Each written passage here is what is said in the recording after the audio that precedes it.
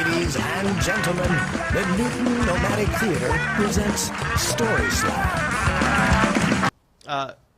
Fruit of the Loom, tidy whities. That was the underwear my mother bought for all of the men in her family, including my dad. We would get new pairs at least once a year, wrapped in Christmas paper and stuffed in our stocking along with some candy and a small toy. And when times were tough, we couldn't always afford the name brand of Fruit of the Loom, but they would always be tight, white briefs. Now, I don't know how important the tight part was, but the white part was critical. When I was old enough, my mother taught me how to do my own laundry, and she explained how to separate the whites from the colors, and how the whites would get a cup of bleach. And the bleach served two purposes. It helped to keep things white, and it also killed germs. My mom had a rather broad definition of whites. It was anything that could come into contact with germs. So it was your socks and your underwear, but it was also your sheets and your pillowcases and your bath towels. When we would get new bath towels, they would be plush for a load or two, but then bleach would do what it always does, rob things of their color, and destroy the fabric to the point where you would get out of the shower and it was like wrapping burlap around your body, but at least it was clean. When I was a teen, we had a family friend that was visiting us, a young woman in her early 20s, and there was some accident with soup or something, I don't remember, but my mom volunteered to wash her clothes for her so she would have clean clothes to wear when she left that night. And later, my mom came to me very privately and explained that this young woman's panties were gray. And she said it as if she had found drugs in her clothes. And it wasn't that they were dirty, it was just that she was washing her underwear with her colors and just how horrible it was. I mean, didn't she have any pride? And that was really it. It was this idea that we were meeting this minimum standard. I mean, we were poor, and so we couldn't go on vacation like everyone else. But we were meeting this minimum standard, like, darn it, at least we had white underwear. And I still wear white underwear to this day because tidy whities played a very important role in my growing up. My husband has begged me to branch out a little, and really the best I could manage is white boxer briefs. Beyond that, I'm losing my mind. And I'm explaining all of this so you could try to understand the predicament that I was in. This was last summer. I am a software engineer. I work for a high-tech company, and it's a casual place, and in the summertime I get to wear a t-shirt and shorts and sandals to work. I mean, it's pretty sweet. And this one morning I went to the gym and I had this amazing workout before going to the office, and I showered and I went back to my locker and reached into my gym bag for the second pair of underwear that I always have with me. But on this particular morning, what I thought was a pair of underwear was actually a white poly bag from CVS. And I was really having a hard time because I didn't know what to do. Having a sound issue. I thought about what to do at this point, and I figured, well, maybe I could just wear the underwear I had worked out in. But I picked it up, and it was really wet with perspiration, and there was no way it was going to touch my skin again. And I didn't have time to go home and change, and so there was really only one choice left. And I went commando. And I figured, it's going to be fine. Like, I was scared, and this was like a real stretch for me emotionally. but my mom had died years ago, and there was no way she was going to be ashamed any longer. And besides, like, what was the worst that could happen? I mean, what, someone's going to pick up on a gentle sway they didn't notice the day before? I mean, come on, it's going to be okay. And it was fine until after lunch. See, eating lunch causes this rather natural systolic action to occur, and I had to go to the bathroom. And I closed the stall door behind me, and in a deft move that I do often, I proceeded to bend over and unbutton my pants, and the button, the lone button, popped off of my shorts and skittered across the bathroom floor. And I reached out to it in some hope that I could somehow fasten it back to my pants, you know, as if I carried around a spare needle and thread. I mean, I'm gay, but I'm not that gay. And then when I finally did recover it, I realized my mom did have a hand in this, because the button hadn't broken the thread like I had assumed. No, the button itself was broken. And this cloven piece of plastic wasn't going to be able to rescue me.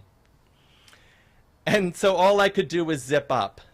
And while zippers are called a fastener, they're really meant to go up and down with some relative ease. And so I walked very carefully back to my office and shut the door and sat down and remained seated the rest of the day. And I made it, but I was scared that maybe at some point through some wardrobe malfunction I was going to be facing a sexual harassment lawsuit.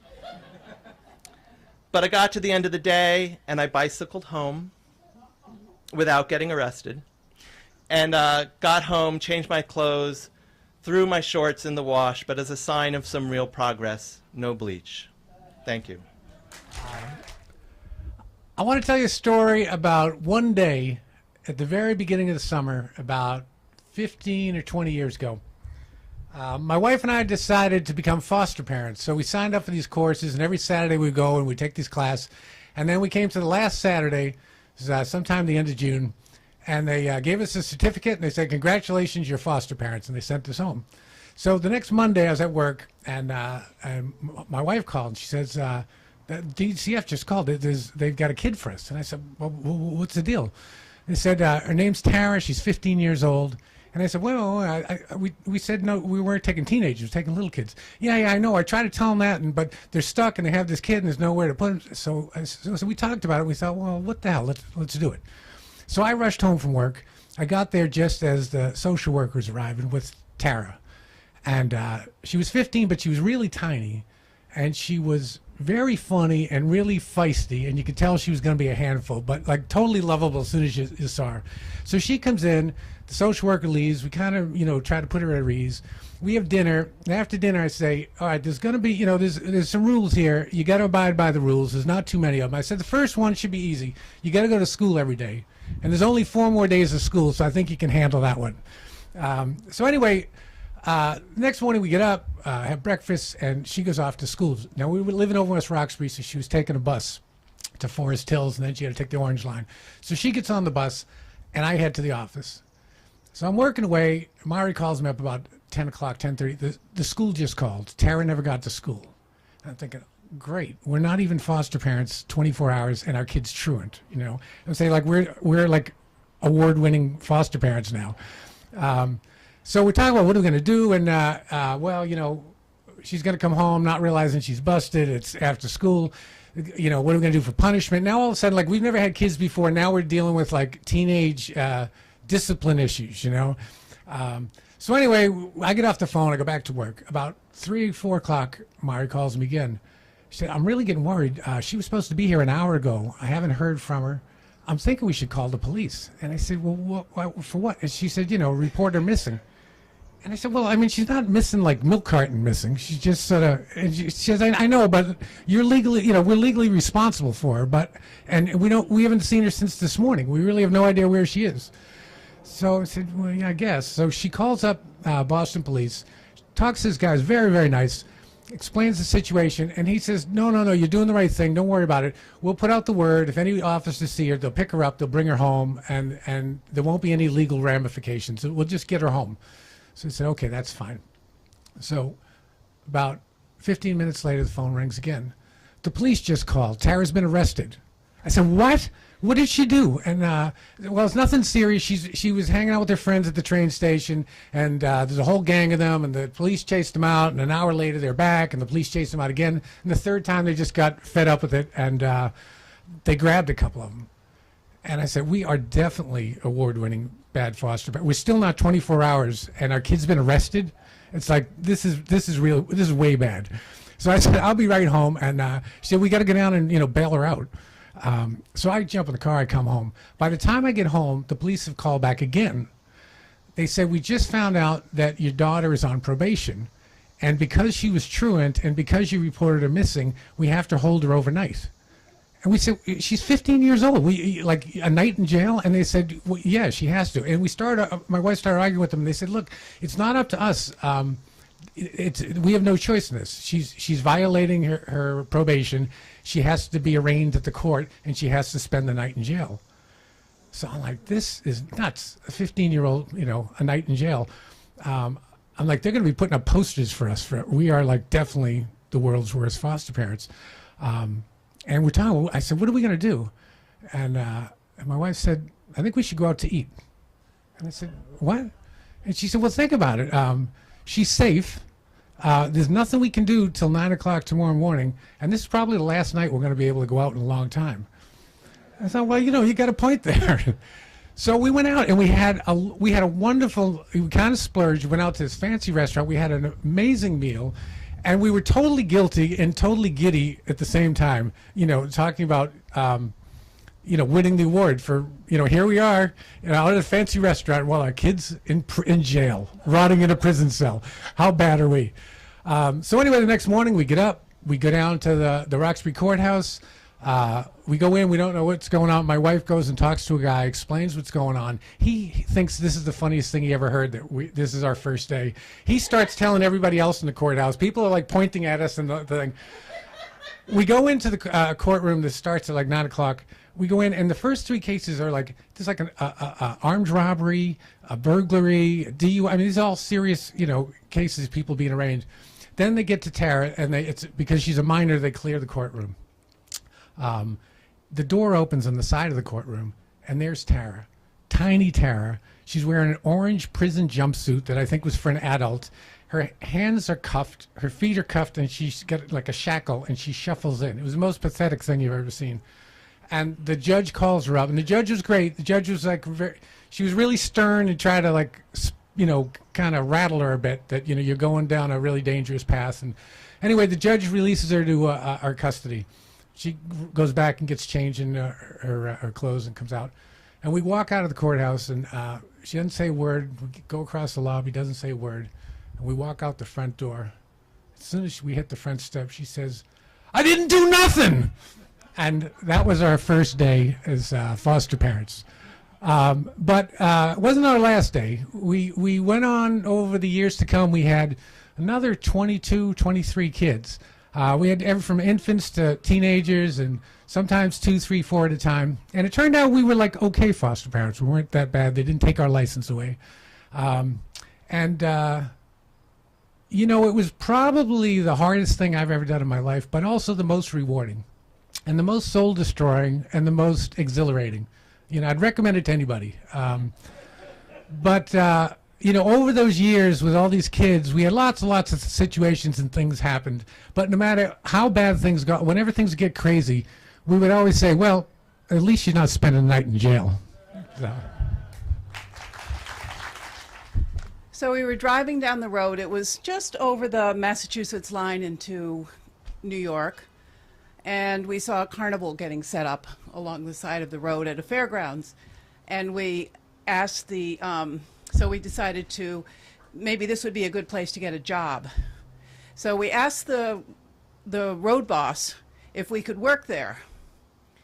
And he said, we don't hire girls, but we'll pay the guys $10 a day. So he said, great. And then we asked the cop, is it okay if we spend the night at the fairgrounds? And he said, as long as you stay away from the carnies, hippies and carnies don't get along. So we giddy-upped our team of horses with our covered wagon down the driveway into the fairgrounds, and saw the carnies setting up the Ferris wheels and the sideshow and the midway. And we found a spot that was down the road. We had been about 30 days on the road, probably almost exactly 45 years ago. I'm telling you this story of. So it's 45 years ago. We found a spot at the far end of the fairground and set up camp. Took the harnesses off the horses and gave them their food and their hay and their water, and set up the Coleman stove and made some brown rice. Just kind of like an average day on the road. So calm and mellow, and also the great idea, the great plan was that it was going to be a 0-mile day the next day. So we were on vacation, essentially. This was going to be a good day. So we started getting ready to go to bed or to relax, and all of a sudden a band of carnies came our way, and we saw as they approached actually that they had 6 packs of beer. We had a party. We passed some joints around, drank some beer, had a lovely time, shared stories. We all turned in early, and it was a easy night. I actually slept in the metal barn, which was a wonderful spot because it had a roof and a level floor, which was pretty unusual for. It was the first time in a long time that I had had a level floor to sleep on. We were on our way to California. We had left July 4th from New Hampshire, and so we had made maybe 100 miles progress. 10 or 15 miles a day was a good day. So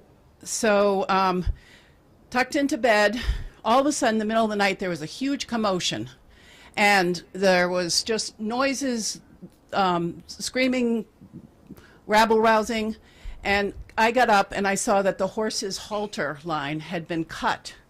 And meanwhile, outside the barn, there was, I could see silhouettes. The elephants were across the street in the hayfield, in the cornfield, I should say. And I could hear the posse of people running over to collect the elephants. And then I heard the elephant trainer saying to the one older elephant that was still had her leg bracelet on. He said, "Blow, Goldie, blow." And so Goldie, the old mother elephant, raised her head up and went, "Ha! Ha!" And the elephants out in the cornfield gently turned around, pivoted around, and walked back to where they belonged.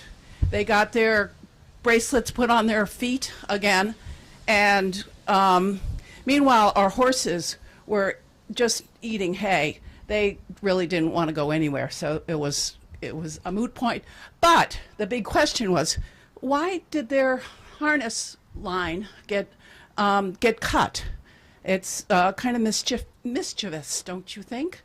So anyway, crawled back into my sleeping bag and settled in for another night.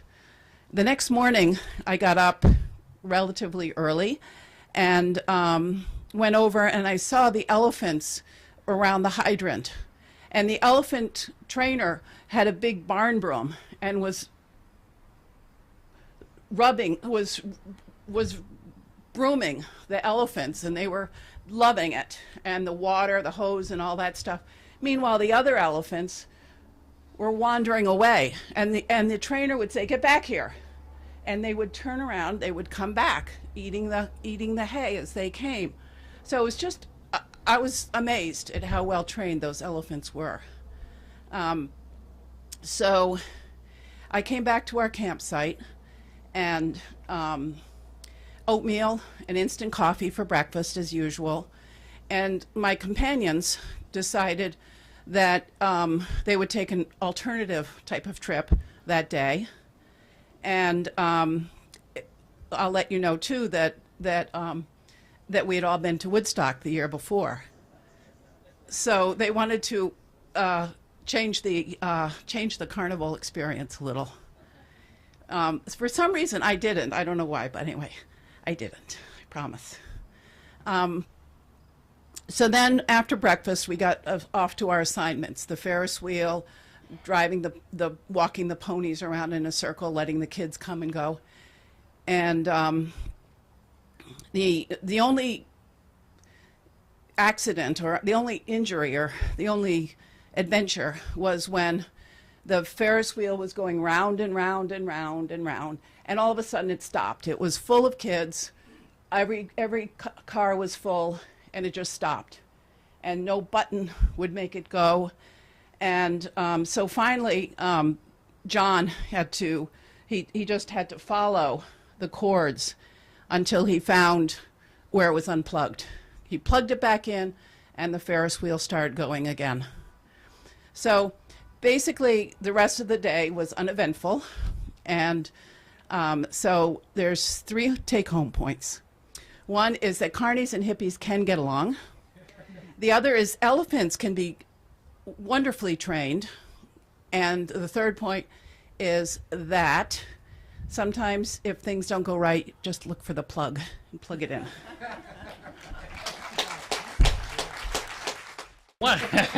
Give it up for Jerry.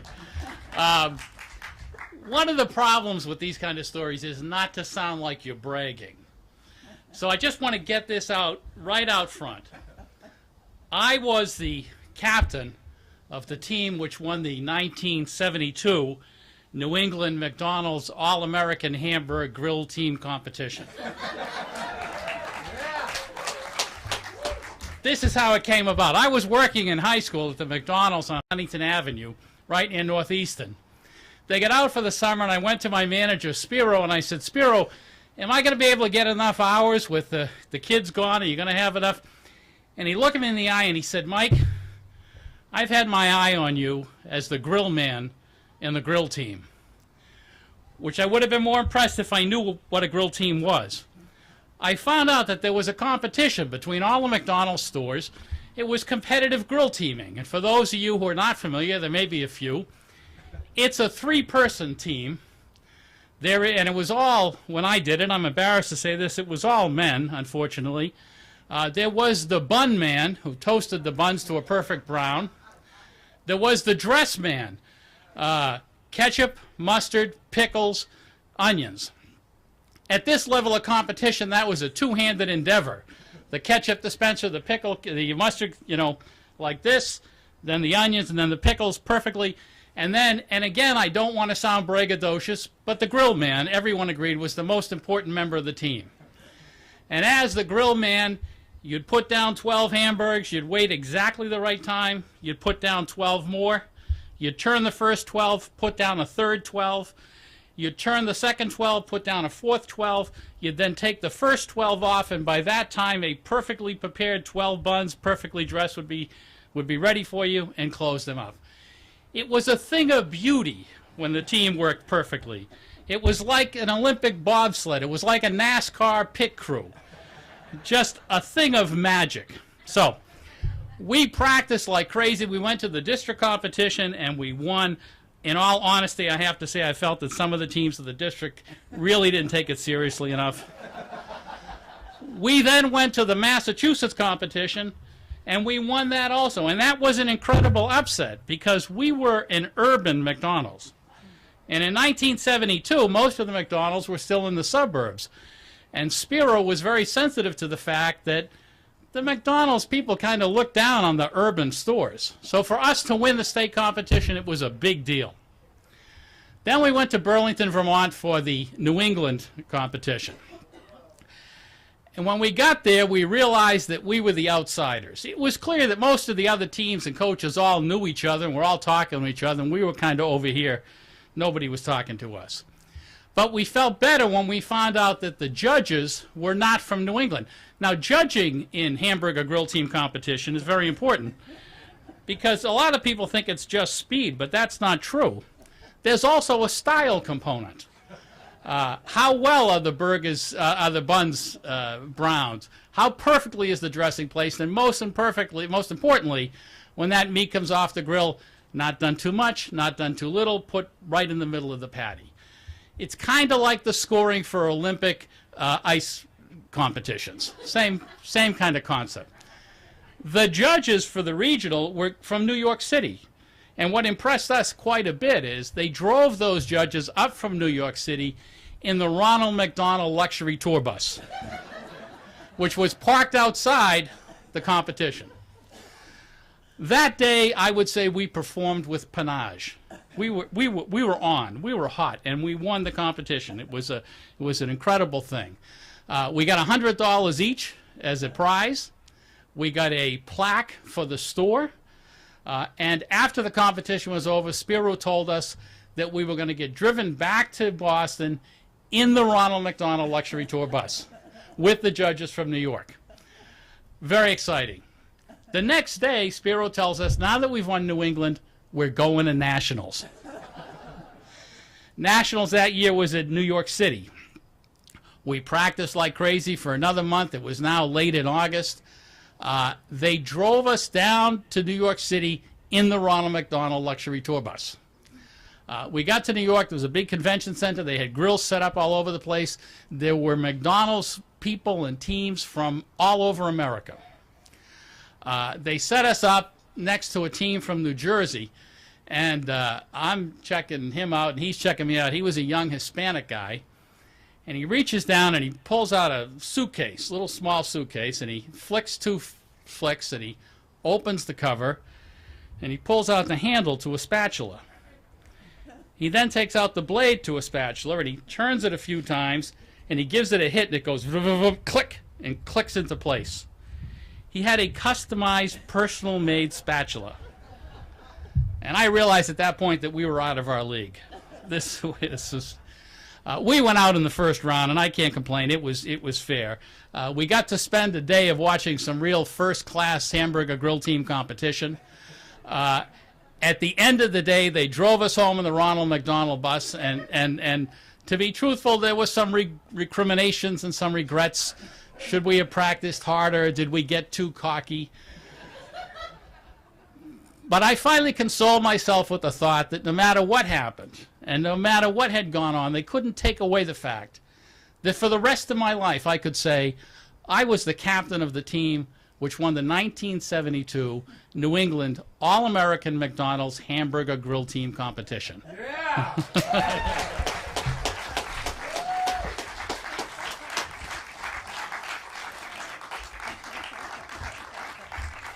We are a very accomplished family.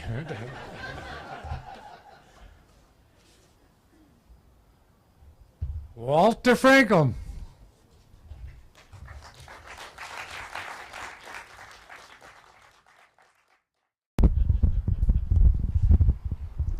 It was 1981. I was 16 years old, and I was so looking forward to spending the summer in my grandmother's shack on the Long Beach Island in the Jersey Shore. But I couldn't find a job down at the Jersey Shore, so my grandmother was very clear. She was not going to support my addiction, my habit for frozen custard and miniature golf. I got stuck in Philly for the summer, and that's when things went horribly wrong.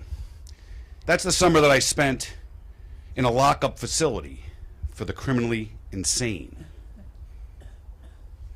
A friend of my father's came over to the house one day. She said, "Walter, what are your plans for the summer?"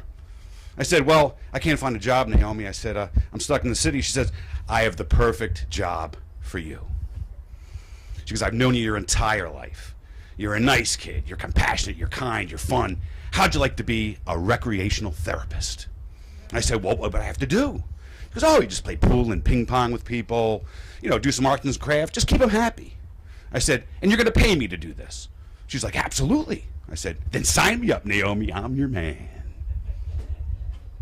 I met her for lunch the next day, near where she worked, and she was very serious at lunch. And she said, "Walter," she said, "this is going to be a very difficult job for you. You're going to meet people with extreme personality disorders, pathological liars, manic depressives, schizophrenics, people with extreme psychoses. But it's going to give you a great gift in life, in that you're going to be able to pick little slivers of these personalities out in people when you meet them. And you're going to know what they're all about within a few minutes of meeting them. Now, you don't know what I'm talking about right now, but you will. I'm like, yeah, Naomi, are we doing dessert? Because I could have sworn I saw like a banana split on the menu that I'd like to wrap my gums around. We go to where she works. It's pretty locked down. Small fortified windows, double door man trap with a guard in between. Inside, there are door frame sized orderlies and panic buttons every 3 feet on the wall. We go to her office. She says, Walter, when people commit crimes and they have psychiatric problems, they're held here until they await trial. She goes, you can read their files if you like. I said, Naomi, I said, if I read these files, I'm not going to want to hang around with these people. I got to do my job. She says, well, suit yourself. Part of my job was to actually take some of the better behaving inmates on walks around the grounds. One day, one of the guys goes, hey, Walter, I'm going to run away. What are you going to do about it? I said, well, absolutely nothing. I said, but if you're leaving, I suggest you go that way.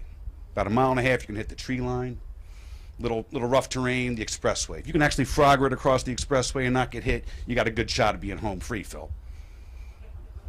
I said, but while you're doing all that, I'm back there on the phone with the state police. They'll scoop you up and beat your ass. You'll be back here in time for dinner. And I think it's taco night. Is it taco night? It's Taco Tuesday. Taco Tuesday. How could I forget? Now, meanwhile, Phil's getting all kinds of sage escape advice from some of the gaggle of geniuses that I have with me. Like, hey, stay off the road, Phil. Take off all your clothes, Phil, so the dogs don't smell you. Sleep in a tree, Phil. Phil didn't go. Every night when I left the place, all the major networks were there, 3, 6, and 10. I wasn't allowed to talk to them, so I'd say no comment, and I'd just keep walking. But I soon realized I could have a little fun with that. The next night I come walking straight out toward the news vans with my finger in the air like I'm going to make a statement. Oh, they come scrambling out of the news vans, and they got the cameras rolling. They got the microphones in my face, and I'm like, I am not a crook. No comment. And I strode away like George Jefferson with a big smarmy grin on my face. I soon realized I didn't really need to watch the news. I didn't need to read the files because the heinous resumes of some of my table tennis partners were broadcast every evening on the evening news. I recognized one woman one day, and I said, oh, they just brought her in today. I said, that's Ruth. I said, what a nice lady. I said, wow. I said, she makes a mean origami, too. I said, I can't believe what they're saying about her. Why would she have killed her family?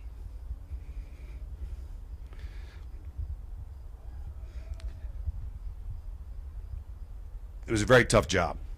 I basically had this unwritten code that I foisted upon myself, this harebrained work ethic. And I said to myself, if you have to hit the panic button, then you have failed. Meaning that, it's your job to keep things copacetic and keep people happy. And if you're calling for help, then you didn't do your job. I never did have to hit the panic button, but I came close many, many, many times. And the next summer, my friend Naomi called me and she said, Walter, what are your plans for the summer? And I said, well, I don't know, Naomi. She says, well, we'd like you to come back and work with us again. I said, I don't think I can do it. I said, I just can't do it. She said, why, Walter? The whole staff's asking for you. They want you to come back. You did a great job for us. I said, Naomi, I just want to go back to being a kid again. One summer, I worked on the ground crew at Fenway. On my second day of work, we had to put the canvas on the field 6.5 times. New record. They put me in the newspaper the next day. And one summer was the first time I got to make out with my girlfriend. It was in the hayloft of her grandparents' farm. Pretty idyllic. So, there's a good story. Well, let's get the... here we go. Rachel Greenberg. Thank you. Hi. Okay, can you hear me? Okay. So, Some of you know the story about Elijah the prophet, and some of the stories about him is that he, when he comes to earth and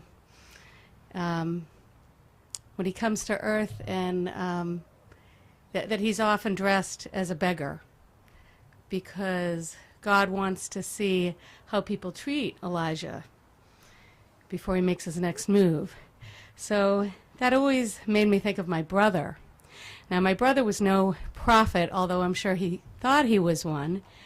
But I think people probably thought he was a beggar if they saw him on the street. He was mentally ill. He was schizophrenic, and he often wore very raggedy clothes that sometimes smelled. He'd get sort of a crazy look in his eye, and he would walk on the streets a lot. I think it kept him calm, just walking and walking. And he liked to talk to people on the street, people that were regulars out there, the street cleaners, people that delivered mail, people that he'd see every day. And anyway, so some of those people were police officers, firefighters, garbage collectors, and so he got to know all the people in his neighborhood. Anyway, he could be very difficult to have as a brother because he could be very demanding, especially when he was feeling pretty crazy. He'd call me up and he'd forget how many times he'd call me. Sometimes he'd call me 6, 7 times a day when he wasn't doing well. And sometimes he would go off to, I think he called it Deaconess 4. It was the 4th floor in Deaconess. And he'd go there sort of as a vacation when the voices in his head started getting to him. And that was a psychiatric unit there. And when he went there, he'd call me many times a day saying, "Rachel, will you bring me a sub? I want a sub. I want it to be steak and cheese. I want green peppers. And I want a donut.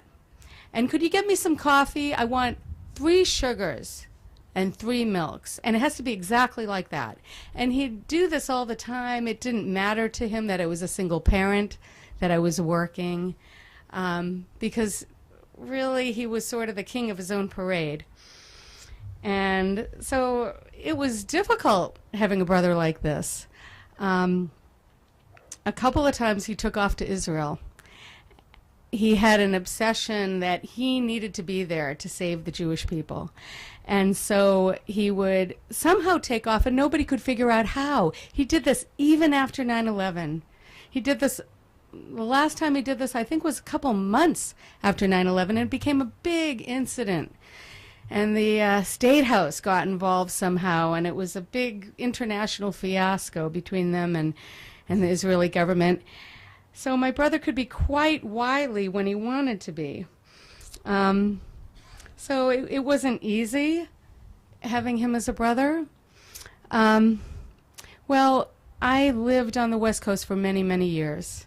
That made it quite a bit easier. But when I came back and I was really getting involved in his life, I found out, little by little, I found out that he used to frequent the Brookline police station. And he would go there every single day.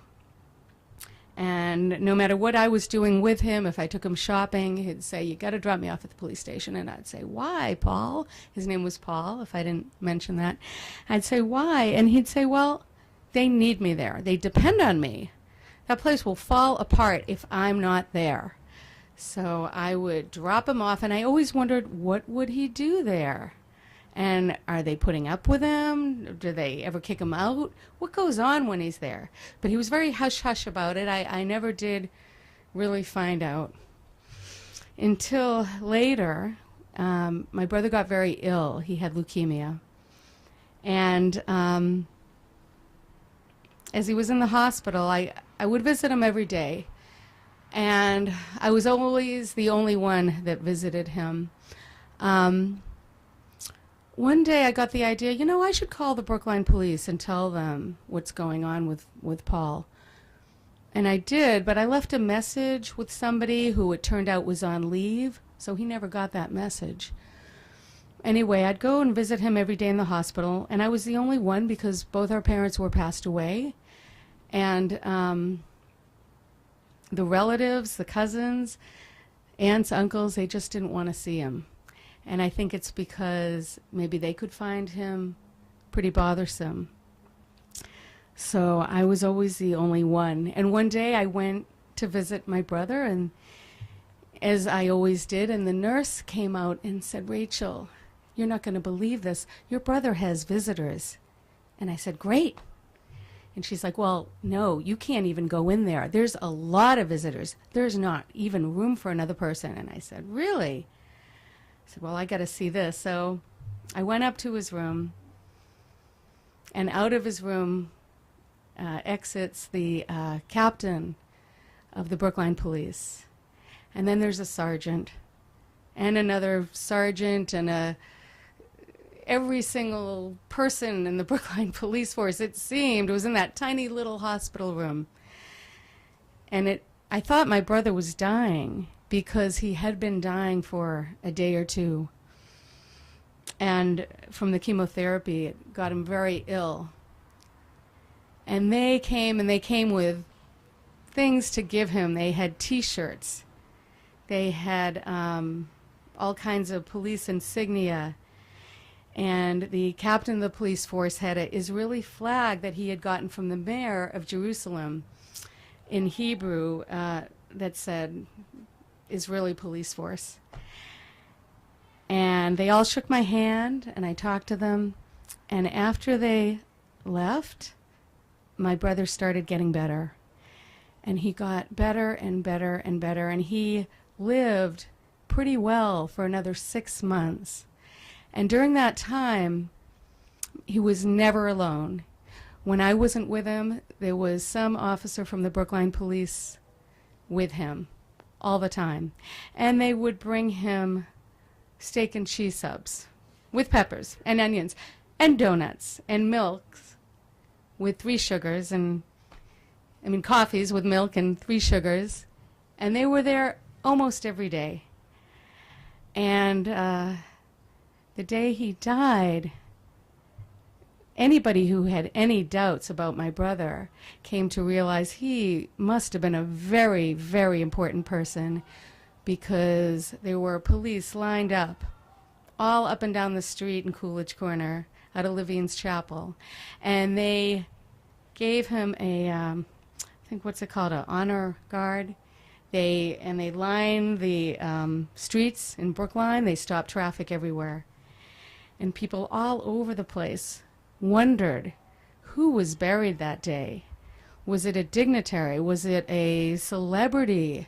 Was it a politician? And I knew that it was my brother, Paul Greenberg, because he was a very important person. Thank you.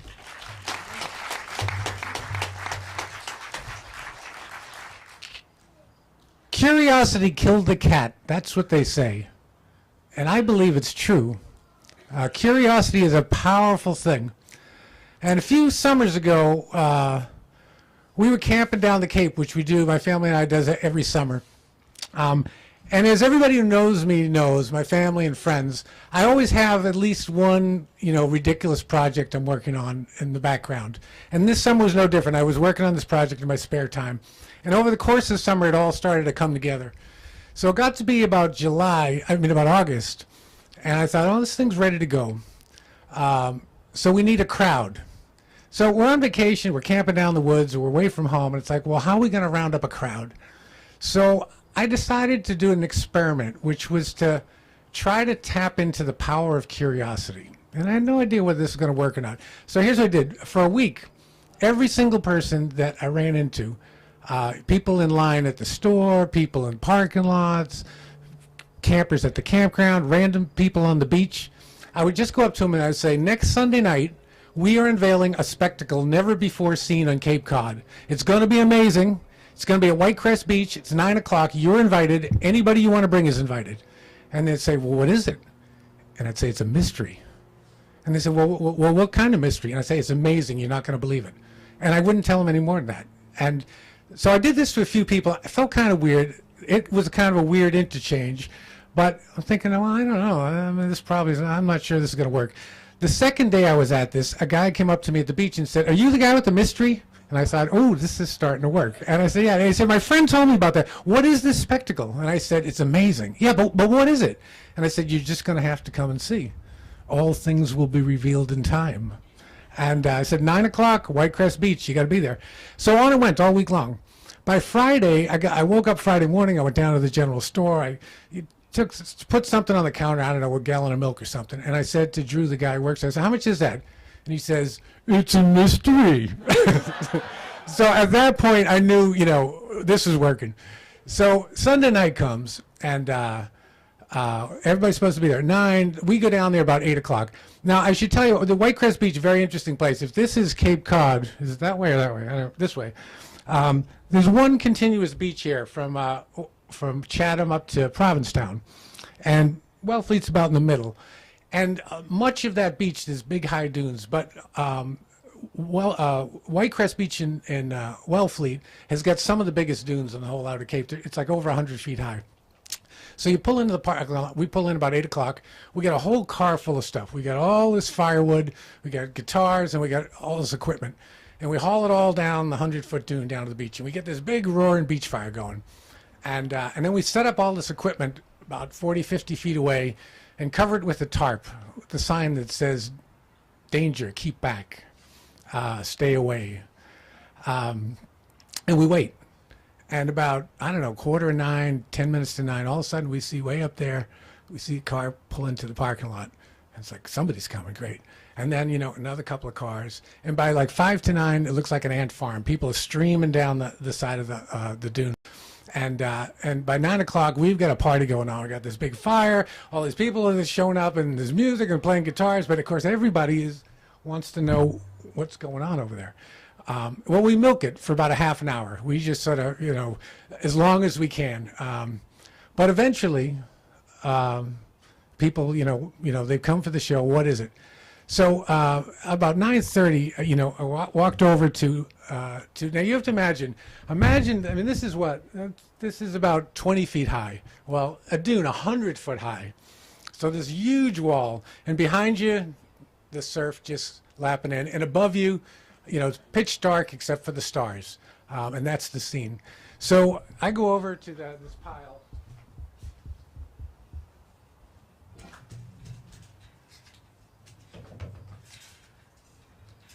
And I pull out 2 of these.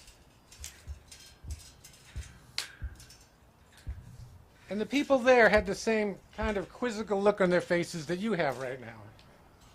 And we set these up. 2 of them side by side.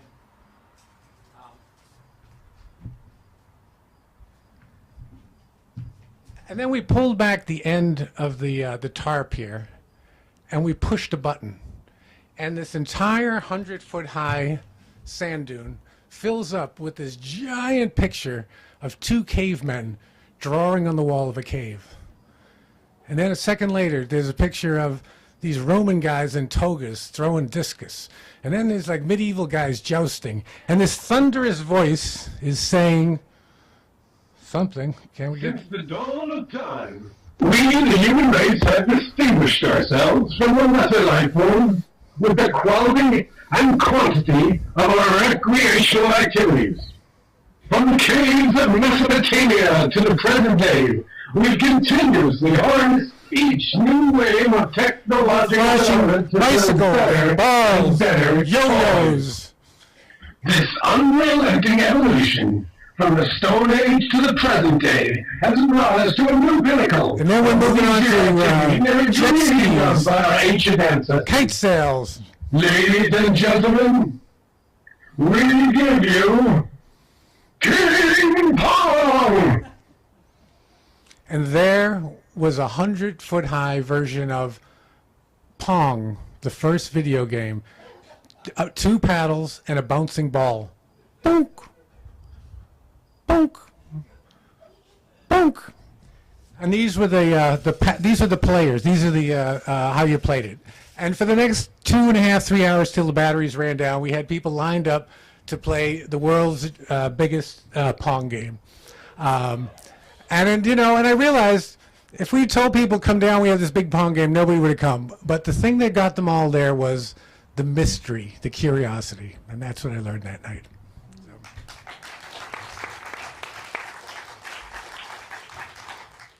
I want to tell you, I told you at the start that we are the Newton Nomadic Theater. Our next play is going to be in the end of September. We're very excited about it. It's called The Compass Rose. It's by a wonderful playwright named Ronan Noon. And if you're a theater person, you probably know that name because Ronan Noon, there was a premiere of his play at the Huntington this past winter, Second Girl, I think it was called. And New Repertory did a premiere of Scenes from an Adultery, another Ronan Noon play. And our little theater is doing a premiere of another Ronan Noon play, Compass Rose.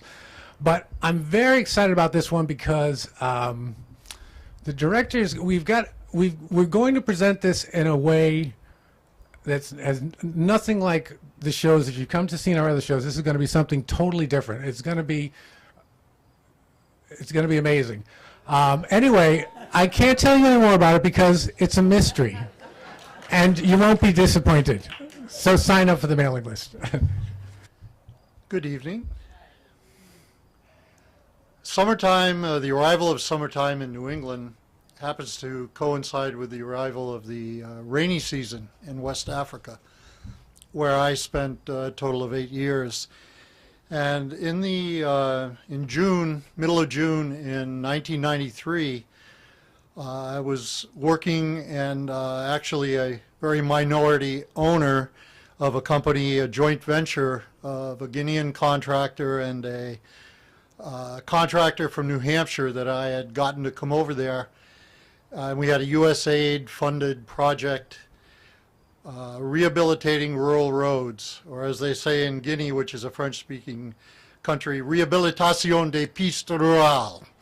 And the rainy season was coming, and this was a USAID funded project. And the way they did it was we got paid every 10 kilometers, we got paid approximately $200,000, but it had to be all done. And we had done fairly well, and but if we didn't get this last section of road done and get that $200,000, things were going to fold. And I wouldn't get paid, and we probably wouldn't be able to continue.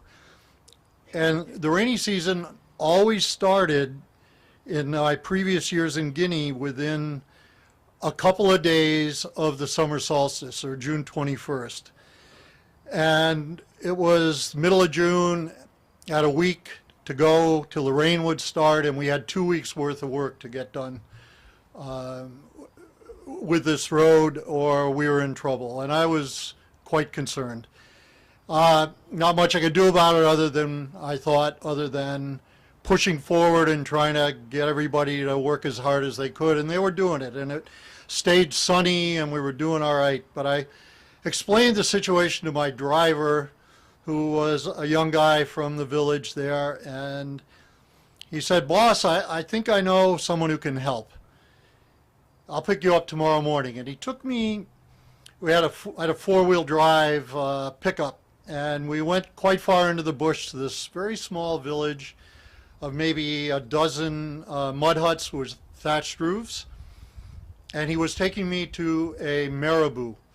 And Webster defines a marabou as a dervish who supposedly has supernatural powers. Now, this might seem like an extreme thing to do to try to solve my problem, but I was really at a loss, and the rain was coming. So we went into this hut, and this very old gentleman is seated there, and we sat down, and my driver explained to him in the Malinke language the problem, and he said he could help me. And he wrote up for quite some time this elaborate in Arabic papers, and he folded them all up, and he sprinkled something on them, some liquid, and then he took brown paper and tied this all up and gave it to me and said, "Take this to where your road ends and hide it under a rock where no one will find it." Well, I did that, and the 21st came and it was beautiful, and we kept going and we kept going, and the rain didn't come, and we called the USAID representative from Conakry, the capital, to come, that we were getting the road done, and we did. On the 28th, we finished this road. It was accepted. We were going to get our money. Everything was fine. And now you may question, as I had a friend of mine say, this is ridiculous, but the takeaway that I learned from this is, when in Guinea, do as the Guineans do. Thank you.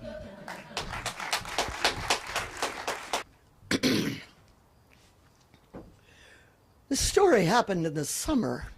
Actually, the beginning of it didn't happen in the summer. I had never seen actors who worked as deeply as these actors from the Polish Theater Lab. Nobody in New York had ever seen actors like that. And their director, who was responsible for it all, had written things about how when actors give of themselves all the way, theater becomes holy. I had never known any theater I had been around to be holy, but I'd seen it. And I wanted to study with this man. And he had 2 seminars coming up, one in France for 6 weeks in the summer, and one in Poland for 6 months in the winter. And it took, they both wanted the same essay, why I wanted to study with Mr. Grotowski. Well, so I wrote them off, and I wrote them out and sent them both out off to France and to Poland. And I got a no right away from France. They said he wants people who have no training. And I thought, oh, well, that's that. But then 2 weeks later, at 5 a.m., I got a cable from Poland in French. It said, salutations. I look forward to meeting you. There will be interviews and a few auditions, and there is no charge. Felicitations, Grat. Grat? He's so ambiguous. I mean, what does this mean? I'd already been rejected. And I called up his agent, Madame Calvais. I have not the faintest idea. And so I thought, who do I know who knows Grotowski? And I thought, Andre Gregory. And I called him up, and he said, oh, that's great. He said, just go. He said, don't worry about the rejection. He said, he decides. They don't dare throw you out. He just decides, just go. And you know, he likes to be ambiguous. And he likes people who take risks. Well, I had never taken a risk that cost money before, but there I was flying across the ocean, and there I was in France waiting with 40 other people from the States and Mali and Japan and everywhere else in Europe. And there was a woman walking around collecting names, and I took on a clipboard, and I said, mine, and she said, but you're not even supposed to be here. And I said, I know. And so she sent word up to Grotowski, and a message came back down. He would see me after everybody else. Well, it's 3 a.m. when I get into the room, which is a huge studio, and it's very dark except for this one little pool of light made by a little student gooseneck lamp. And there sits Grotowski behind this table that's piled with papers and ashtrays. And he's got his jacket off, and his shirt looks like it's marinated. And he's looking at me through a lot of dense cigarette smoke. And he said, he asked me a couple of questions. Then he got right down to business. And he said, have you ever had a totally satisfying theater experience?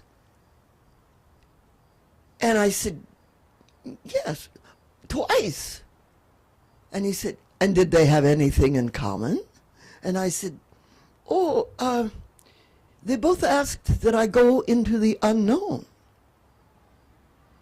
Very well, then for tomorrow night, you can prepare an etude of some 30 minutes duration in which you demonstrate your need for the unknown. Well, I was still in the running. There were 20 of us left, and there would be 10 after he picked the people from the auditions. But now, where was I going to get, how could I do something about my need for the unknown? I needed to do something I knew first, and then do the same thing again, but in some unknown way. And I know what I would do. I would do Mad Queen Margaret. Oh, she rages so. And I'd done it a number of times, never to my satisfaction. And the first time I go through it on the Monday night, it's better than any time I've ever done it before. And then I kind of pull myself together and go into the unknown. I throw out everything I've ever known. And it's like I'm flying and I'm out of the box. I feel like I don't even care if Grotowski takes me or not, because this gives me this. It was not that he is interested. It's that I took a risk. Not that he took me, but that I took a risk. And so the next week in the seminar, I was warming up, and I realized I was so lucky. I was at the center of my world. And it wasn't because of them being accepted. It was because he had set me up for taking a risk. And I thought, what a thing to do, to go to someplace unknown. I'm flying like this. And I just did it because I took a risk. It felt sort of spiritual. Thank you.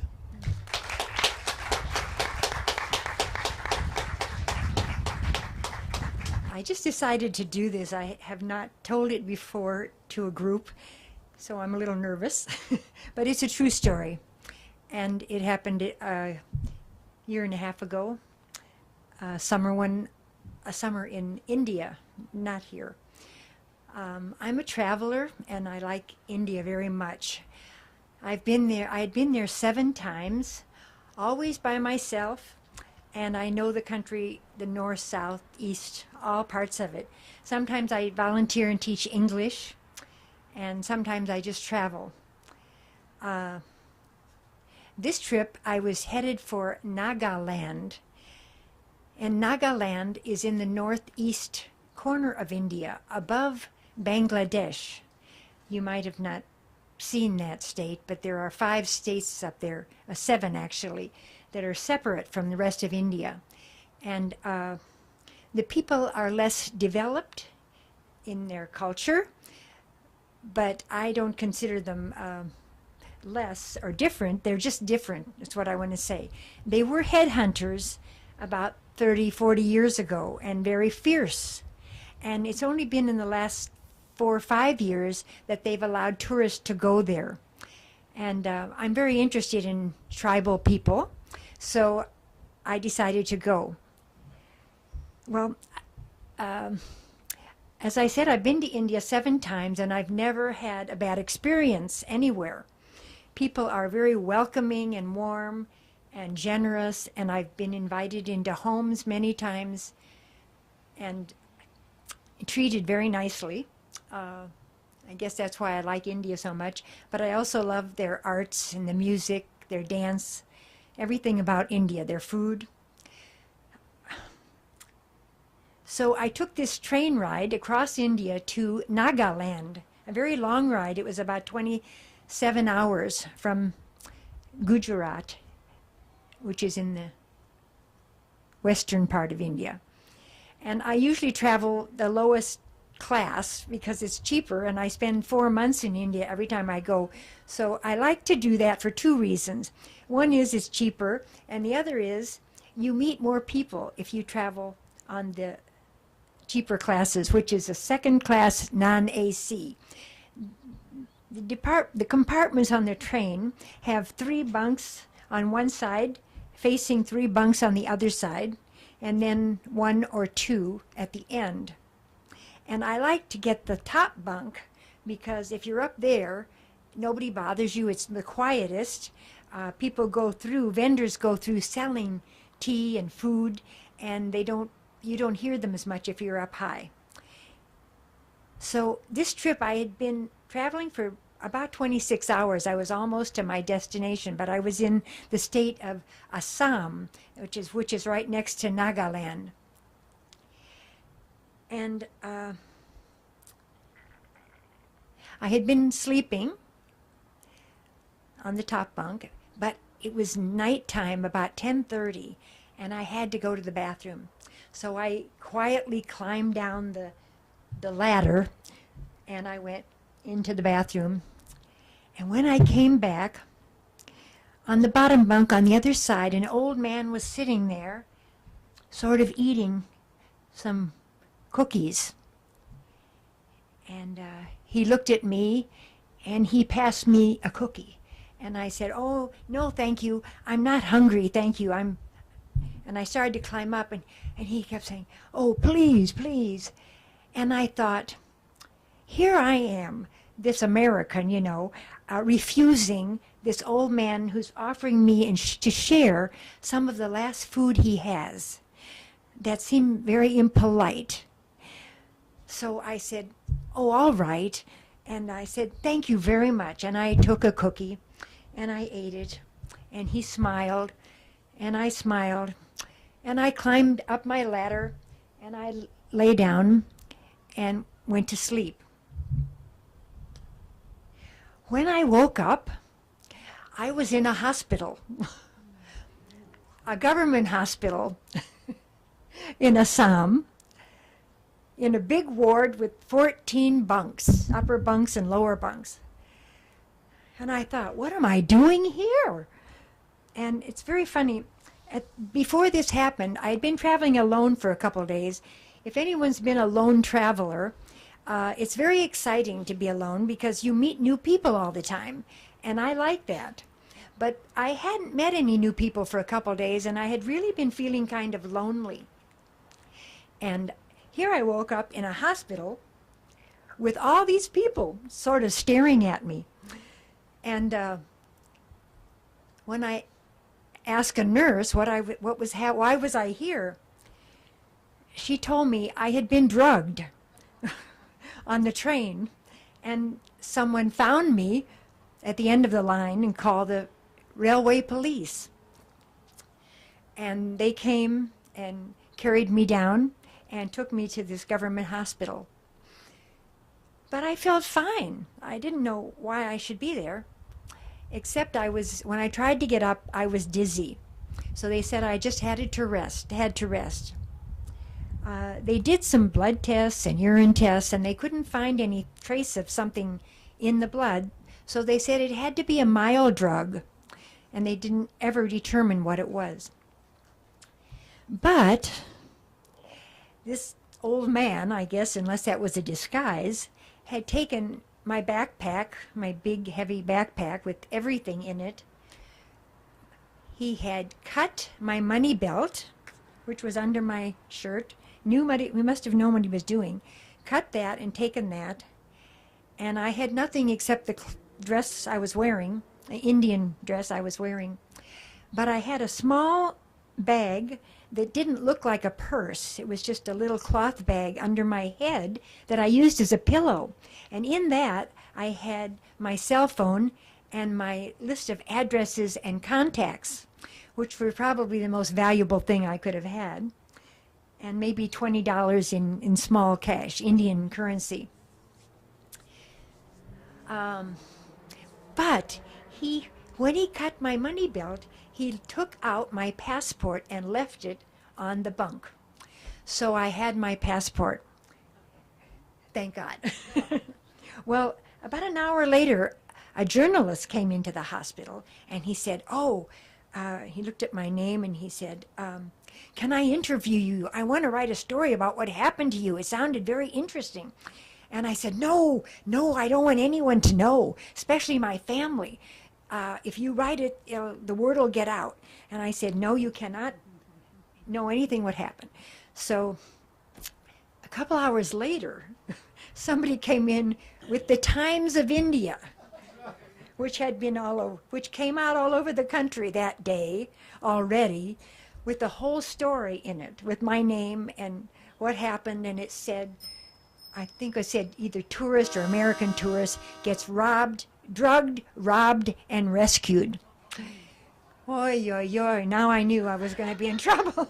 And I wanted to get to Nagaland. So immediately, my friends that I know in India, I have several friends in different states, saw the story and he knew my cell phone number and called me.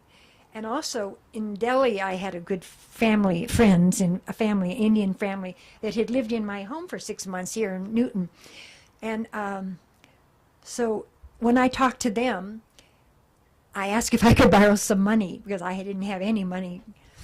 And of course, he wired money to my doctor, to him, and then my doctor gave it to me. So I had $250 to last me 2 more weeks. And that, I knew that was all I needed. So I was feeling better. Well, in the hospital, it was such a fun experience because, one more minute, I met all these people. We didn't speak the same language, but I'm an artist and I draw. So I sketched pictures of people and I gave them to them, and they liked that a lot. And I watched their families come and visit them every day, and they massaged them and talked to them and were so loving, and they brought them food. It was such a wonderful atmosphere, and they brought me things. And every day, 5 policemen came in to see me. They were the ones that were railway police, and they brought pictures of criminals for me to look through and see if I could recognize this man. But of course I couldn't. But that was sort of interesting. And one policeman was assigned to me for 3 days, and he sat there in the same ward just to make sure I was all right. And then he would walk me up and down the corridor for exercise, making sure I didn't fall because I was still a little dizzy. But by the 3rd day, I felt fine. And they said I could leave. So I said goodbye. All the staff came. The patients were friendly and said goodbye. We took lots of pictures, the nurses, doctors, and they wouldn't let me pay a penny, even though I had insurance. And I said, please, I want to pay for everything. No, you're a guest of our government. We wouldn't think of taking money, and we're so ashamed and sorry for what happened to you. I mean, they were so wonderful. So I said, okay. Anyway, when I left, they all said goodbye. And the police took me out, and there were 5 of them, 2 on one motorcycle, 2 on another, and the 5th one, and me on the back of his motorcycle. And they drove me a long way to the bus station where I would get another bus to Nagaland. And I got to ride on the back in this heavy traffic. It's very exciting to be with 3 motorcycles on the back, because all the traffic just whoop, separates like that, and I went through feeling like such a big shot. But I did make it to Nagaland, and I had another fabulous time. But India's a great country if you ever want to go there, but don't eat any cookies from strangers.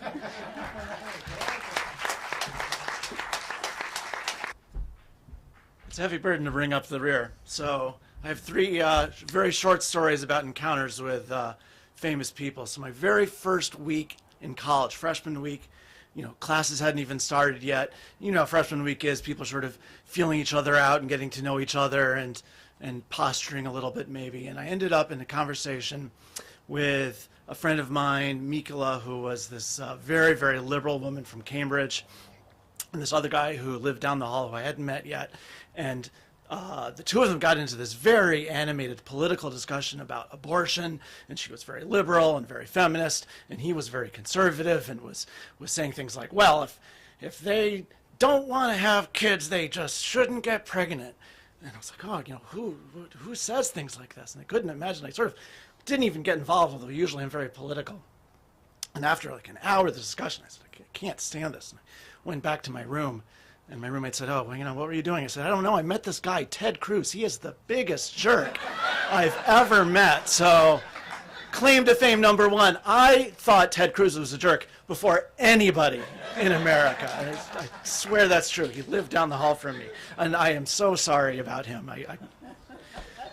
So, one of my jobs, I worked for Ernst & Young for a while. We had the historian and author David McCullough came in and gave a speech there, which was really amazing. My boss introduced him as the author of Path Between the Seas, the longest book that he was ever sorry when he got to the end. And everybody thought, longest book that, oh, okay, yeah, that's good, that's good. And he gave this amazing speech. He's an incredible guy. You know, maybe you've seen him on PBS, it's an American Century. And we had this reception after for him, and I walked up to him and I said, oh, that was really great, Mr. McCullough, I really enjoyed that. You know, what are you working on now? And he said, well, as a matter of fact, my next book is about John Adams. And I was like, oh, that's great. And this was, you know, shortly before John Adams came out. And one of my coworkers was standing next to me, and she said, oh, will it be illustrated with cartoons like all of your other books? And I'm thinking, what are you talking about? Like, I was just ashamed. Like, this guy's going to think we're an idiot.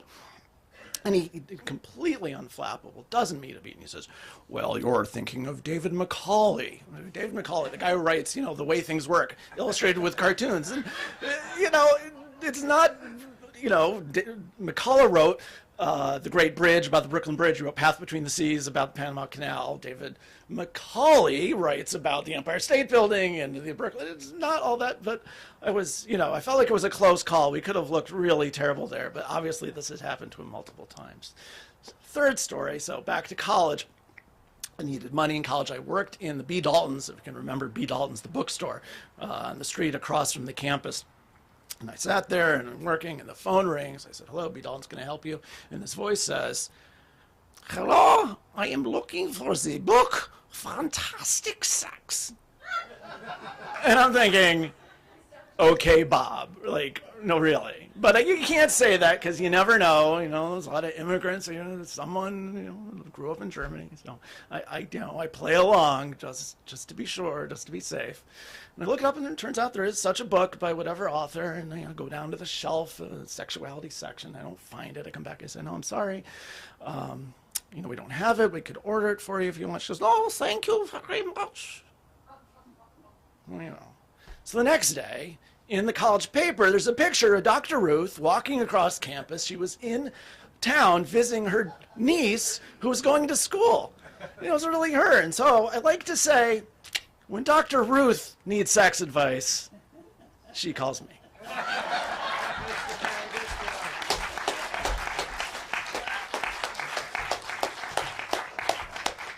What a great note to end on there. Well, that's the end of our hat there. Can we get all the storytellers up here? Come on up here.